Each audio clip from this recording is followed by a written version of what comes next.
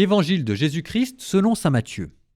Jacob engendra Joseph, l'époux de Marie, de laquelle fut engendré Jésus que l'on appelle Christ. Or, voici comment fut engendré Jésus-Christ. Marie, sa mère, avait été accordée en mariage à Joseph. Avant qu'ils aient habité ensemble, elle fut enceinte par l'action de l'Esprit Saint. Joseph, son époux, qui était un homme juste et ne voulait pas la dénoncer publiquement, décida de la renvoyer en secret. Comme il avait formé ce projet, voici que l'ange du Seigneur lui apparut en songe et lui dit « Joseph, fils de David, ne crains pas de prendre chez toi Marie, ton épouse, puisque l'enfant qui est engendré en elle vient de l'Esprit Saint. Elle enfantera un fils, et tu lui donneras le nom de Jésus, c'est-à-dire le Seigneur sauve, car c'est lui qui sauvera son peuple de ses péchés. » Quand Joseph se réveilla, il fit ce que l'ange du Seigneur lui avait prescrit.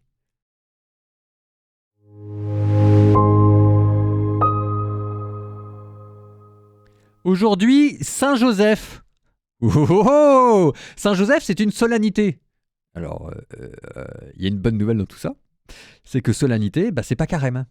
Alors, on met pas tout de côté, mais si jamais votre effort aujourd'hui c'était de jeûner, l'Église vous dit aujourd'hui exceptionnellement sur les 40 jours, pas de jeûne. Alors ça ne veut pas dire que tout est permis, mais je dis ça parce que c'est une petite pause et que c'est toujours bienvenu.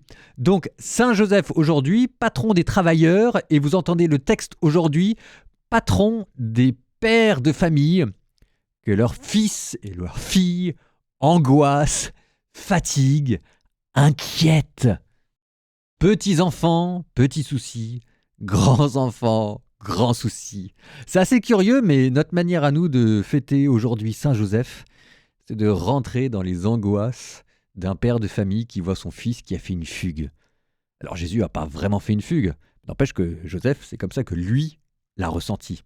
Ça vous dit quelque chose déjà de l'amour d'un père pour son fils, de l'amour d'un chrétien pour son prochain, et quelque chose de Dieu parmi nous. Petite pensée émue pour tous les papas et tous les mamans, bonne fête de la Saint-Joseph.